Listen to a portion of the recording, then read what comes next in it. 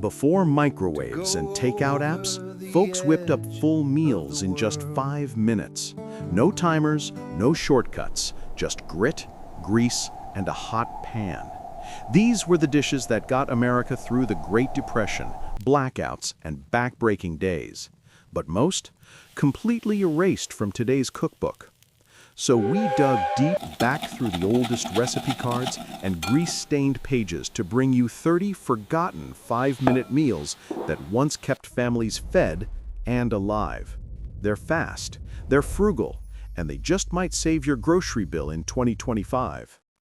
This one came from a 1930s church basement cookbook in Indiana, a side dish so quick you'd think it was a snack. But for broke families back then, it was dinner. All it took was a hot cast iron skillet, a can of stewed tomatoes, and a handful of crushed saltine crackers. Folks would toss the tomatoes into sizzling lard or bacon grease, stir until bubbling, then sprinkle the crackers right on top. No cheese, no herbs, no fancy nothing. Just heat, salt, and crunch. Mothers swore by it, not because it was gourmet, but because it filled the belly fast and made use of whatever was left in the pantry. It taught people how to stretch nothing into something. This one came from a 1942 wartime homemaker's guide. Housewives called it emergency egg hash. You'd take stale bread, torn, not sliced, and toss it in a greased skillet with whatever scraps you had. Once it browned, you'd crack in a couple eggs and stir like mad for 90 seconds. The trick was in the scraps. Some folks swore by a splash of vinegar to cut the grease. The kicker? After the war ended and the rations lifted, some families kept making it, not because they had to, but because they missed it. That smell, that sound, it was survival turned into tradition. This one wasn't written in a cookbook. It was passed around by word of mouth from train car to train car during the 1920s and 30s. Hobos, porters, and traveling workers all knew it. The recipe stayed the same. 1 can of beans, 1 heel of bread, and whatever seasoning you could pocket or trade. You'd heat the beans right in the can, then smash stale bread right into the warm beans with the back of a spoon, stir like crazy, and add salt, pepper, or mustard packets. That was it. 3 minutes tops. It wasn't just food, it was community in a can.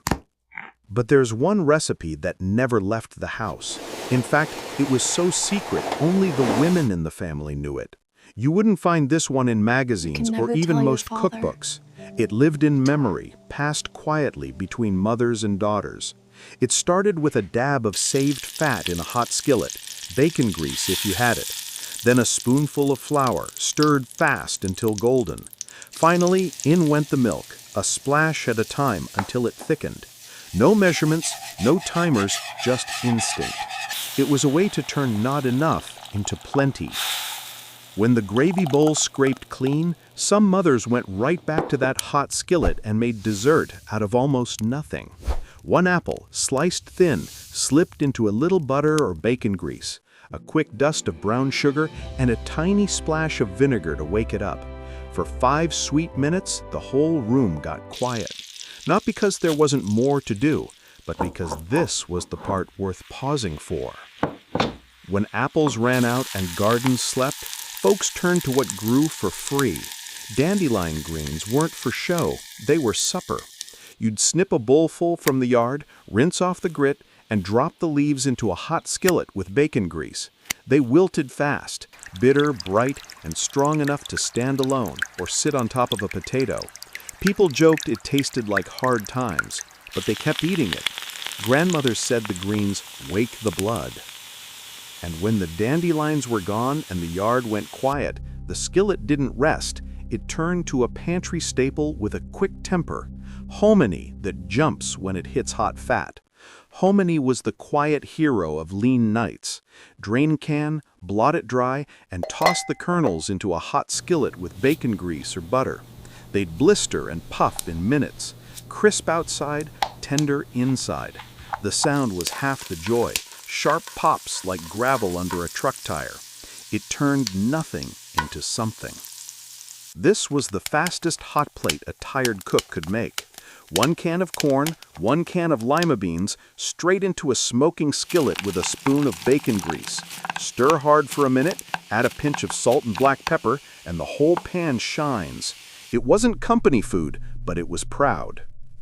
Nothing went further than yesterday's potatoes. You'd slice the cold ones thin, drop them into a hot skillet with bacon grease, and let them sit till one side browned hard. No stirring at first, that crust was the prize. Every house had its own potato law. The edges went crisp, centers stayed soft. It was steady food, the kind that made a table feel safe. And when the pan was empty and the stove still warm, the next 5-minute comfort was waiting in a bowl. Day-old cornbread crumbled into hot milk till it ate like a hug. This was the hush of the evening. Hot milk got poured slow over the top, just enough to soften but not drown it. You had something that wasn't quite soup and wasn't quite cake, but filled the belly like both. It was kind. But not all 5-minute meals were this quiet. Some hit the pan loud and greasy. This wasn't a quiet dish. It snapped, popped, and hissed the moment it hit the pan. It was born from the crispy bits left behind after rendering pork fat. You drop a handful of them into a hot skillet until they sang. Then crack in 2 or 3 eggs and stir like lightning. For farmhands and early risers, this was breakfast and lunch all in one. It was a poor man's feast.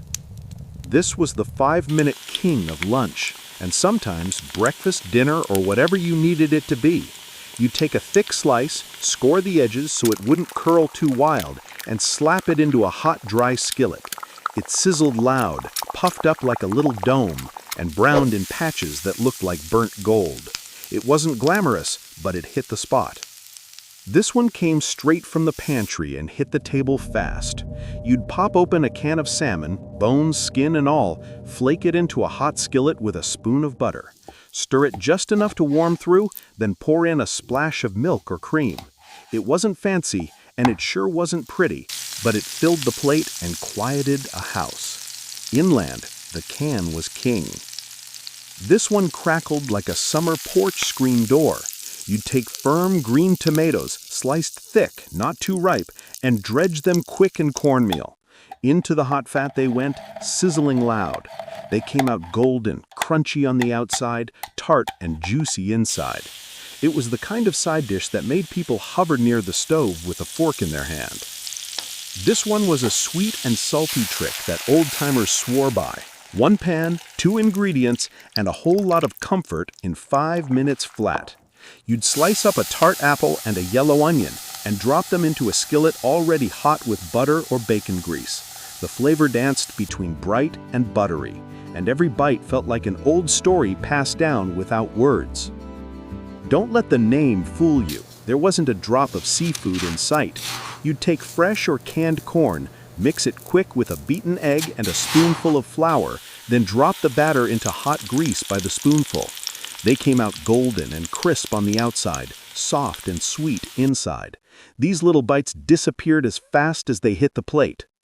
This one was one of those old-timer dishes that made modern folks raise an eyebrow until they tasted it. It wasn't cooked hard or melted down, just gently warmed in a skillet with a splash of cream and a heavy crack of black pepper. It turned into something smooth, rich, and quietly comforting. It was soft food, yes, but it had strength to it. This one only showed up when the world turned white and quiet. Kids would run outside with metal bowls, scooping the freshest snow. Back inside, someone would pour warm maple syrup over the top, watching it harden into golden ribbons. It didn't cost a dime, but it felt like a gift, the kind you didn't forget. This was the kind of snack that stuck to your fingers and your memory.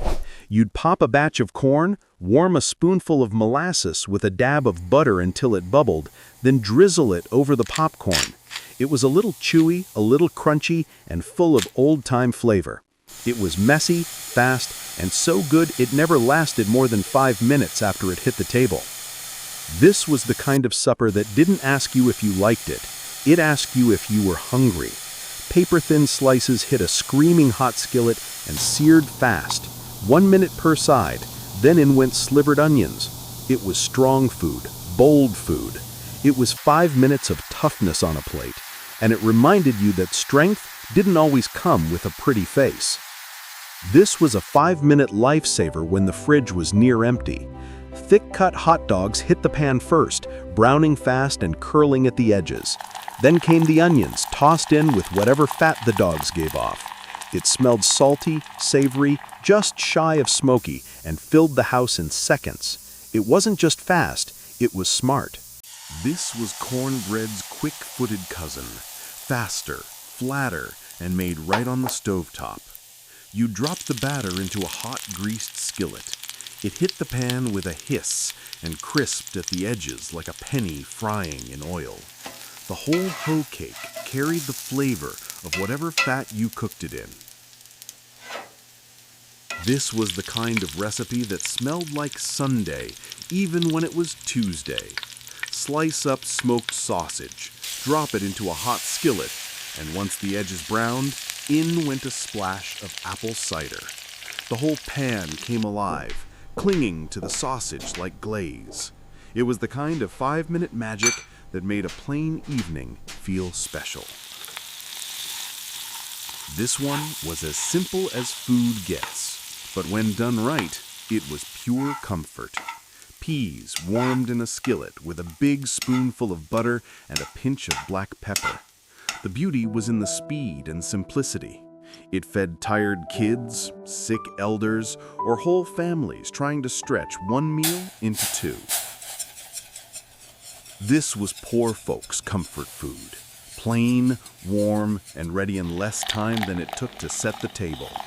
You'd heat a pot of milk until it started to steam, then slowly pour in a beaten egg while stirring. The egg cooked in wisps, soft and silky. It was light but rich, plain but perfect.